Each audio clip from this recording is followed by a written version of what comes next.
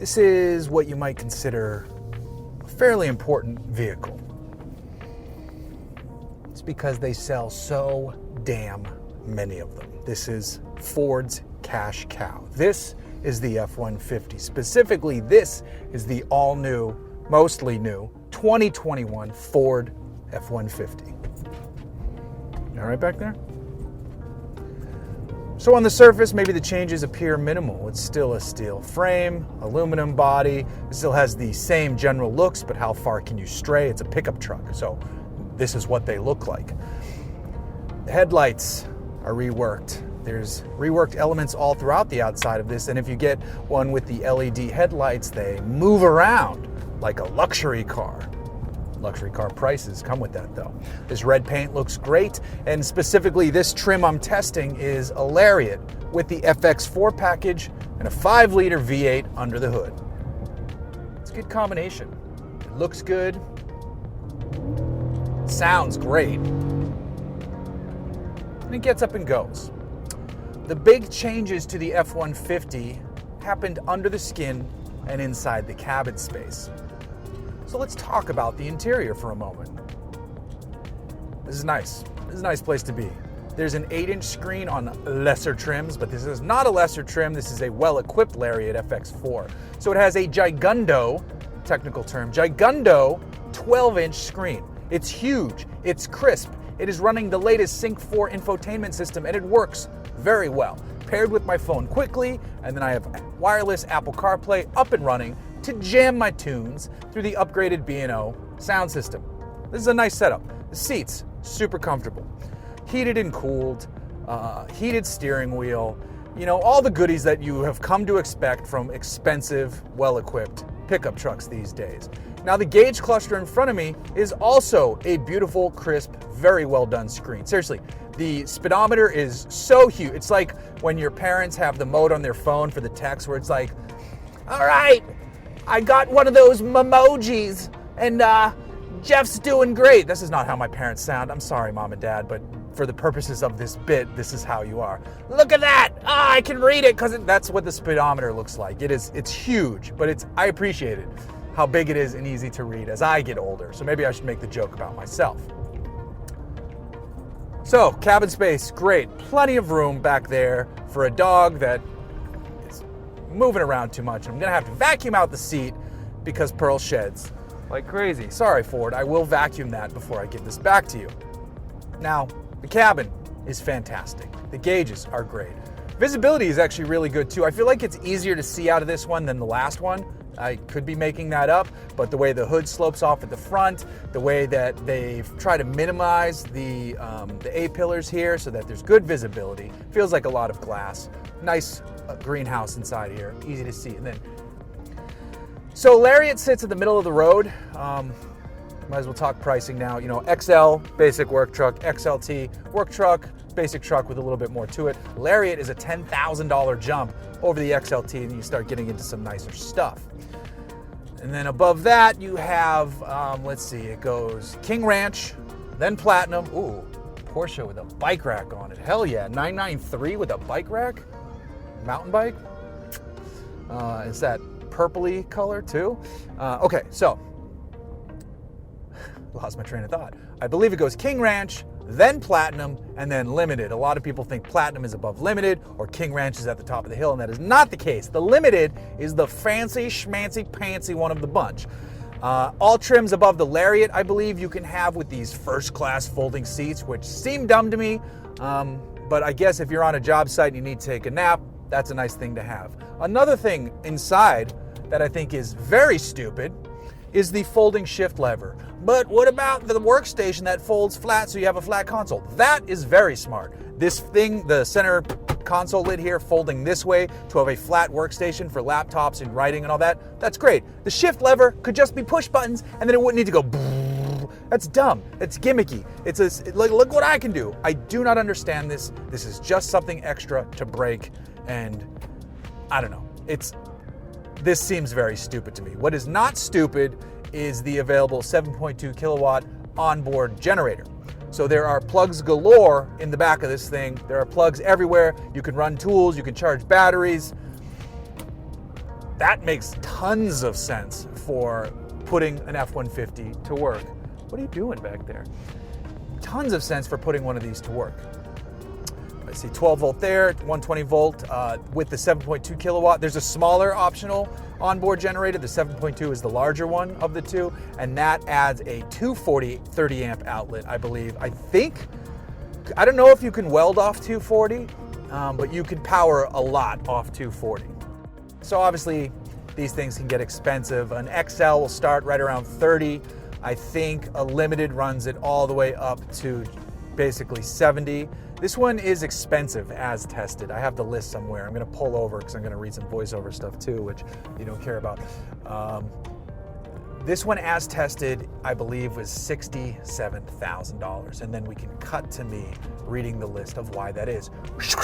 2021 F-150 4x4 Super Crew Lariat, Shibuya. The base MSRP is $50,980. That's a lot. That is a lot. It's in rapid red with a black leather trim interior. So it has equipment group 5.0-liter, which is expensive. I don't know what's in it, but I'm assuming it's this big ass screen, and I'll put a list of stuff up here.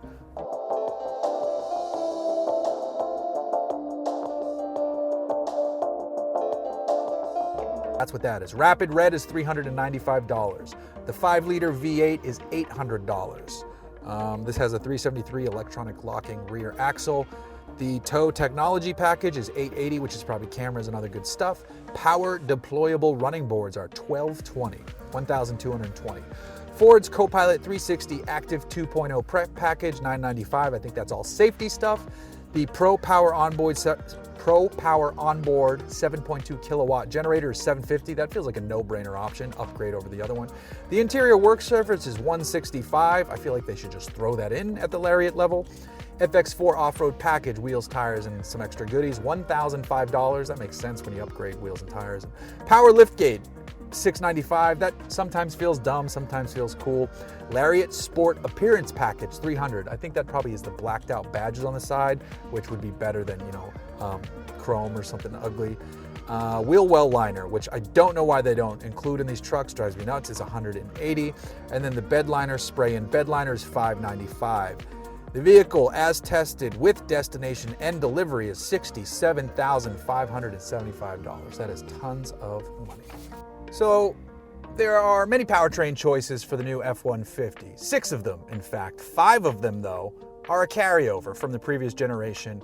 And the new one that everyone's going to be talking about is the hybrid. It pairs with an EcoBoost, and now Ford calls that, with their powers combined, the Power Boost. Base engine is a 3.3-liter V6. There's a 2.7-liter EcoBoost V6, there's the 5-liter V8, and then there's a Power Stroke V6 diesel. And they're basically very similar to the last one, except the 5-liter now is cylinder deactivation, so you get better fuel economy when you're out on the highway. The Power Boost twin-turbo 3.5-liter V6 hybrid comes standard with rear-wheel drive, but it is also available with 4-wheel drive. There's a 35 kilowatt electric motor powering a 1.5 kilowatt lithium-ion battery, which is integrated into the transmission and gives it an additional 47 horses. So, the 3.3-liter V6, that's 290 horsepower. This 5-liter V8 is 400 horsepower. The twin-turbocharged 2.7-liter V6 makes a very respectable 325 horsepower, and then everybody's favorite EcoBoost 3.5-liter V6 makes 400 horsepower. The diesel V6, that's 250 horsepower, and then all of them come with a 10-speed auto. The Power Boost powertrain makes 430 horsepower, 570 pound-feet of torque, and it can drive up to 700 miles on one tank. That is a bananas. With respect to towing, because you're going to want to know that on something like this, the 3.3-liter V6 can tow up to 8,200 pounds, which is fine. The 400 horsepower twin-turbo EcoBoost, though, can tow up to 14,000 pounds, which is fantastic. This 5-liter V8 tows a little bit less with 13,000 pounds, and the diesel V6 can do 12,100 pounds, but it can do it a bit more efficiency, just like the hybrid can tow up to 12,700 pounds. And if you want to throw stuff in the back, payload capacities range from 1,840 pounds all the way up to 3,250 pounds. There's some neat features built right into the tailgate. If you get the optional work based tailgate. There's a place to hold phones and tablets and pencils and pens. There's a ruler drawn into it. There are clamps on the side so that you can tie stuff down if you have to have the tailgate open when moving stuff. And then there's integrated holes for C-clamps if you needed to cut wood or hold stuff. It's a very smartly designed tailgate, even though it doesn't open in multiple directions like the multifunction tailgate of other automakers. There's still tons of great stuff thrown at it. But as it drives, the cabin is quiet. These just get more refined every year. They get more refined, more luxurious, nicer to try and justify the also expanding price tags. But from the driver's seat, feels great. Dip a toe into it, the 10-speed automatic gearbox goes, I got you, bro, bump, bump, bump, bump, bump, wah! And then it makes a lot of noise and it goes. It's awesome. So is the F-150 still the king of the pickup truck hill? I mean, kind of, yeah. They've made a good thing that much better, you know? It's very good at what it does. Ford takes into account how these are going to be used, and they just put really good features at it. I think the shifter, like I said, is crazy gimmicky. I think the price on these is bananas, but pickup trucks, it's not a Ford thing, it's an everyone thing. Pickup trucks have been crazy priced for decades now. They've been crazy priced. But this drives wonderfully. It's super comfortable inside. You don't need the top spec trim for it to feel, with some nice luxurious amenities. You can get this Lariat and be in a very good place. Now, obviously this one has options, so it's expensive regardless, but you do not need to go all the way up to the Insano King Ranch Platinum and Limiteds. This is all the truck most people would need right here. This is great. If you need the sound of that V8, which is music to my ears and stirs the soul, yeah.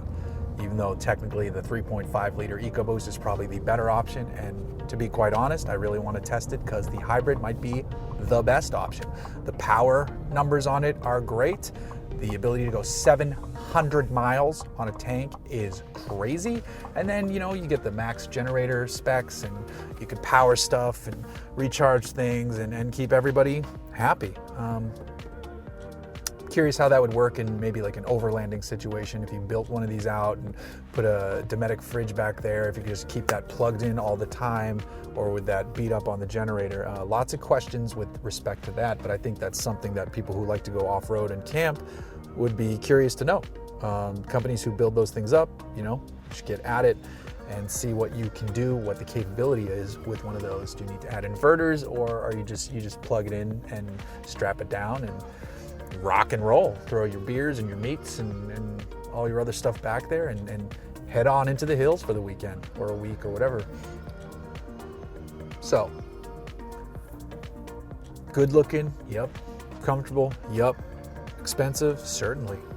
Great option, yeah, it's excellent. The Ram has the edge, with the in terms of on-road comfort, just because it has that coil setup.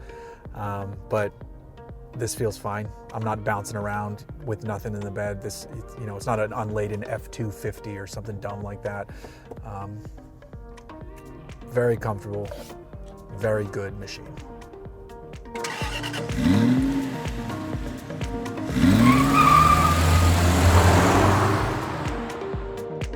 This is basically, the F-150 is now the trading spaces of trucks. Looking good, F-150. Feeling good, F-150. Those of you my age who have seen the movie will get that. And all you younger folks, go watch Trading Spaces because it is comedy gold. I tossed a mountain bike pad on the back of this one because I wanted to see, one, I've never used one of those, so I wanted to grab one so when I'm testing pickup trucks I can just throw my bike in the back rather than having to hook it on the back of the Montero. I have a Yakima spare tire connecting rack for that one, which I appreciate because then I can open and close my door because it's not a hitch-based rack. But these tailgate pads that's a Thule that I bought.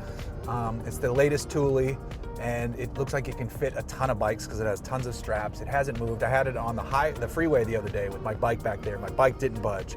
It takes 2 seconds to put the bike in the back, strap the down tube in, and you're off. I like it. Tailgate pads rock.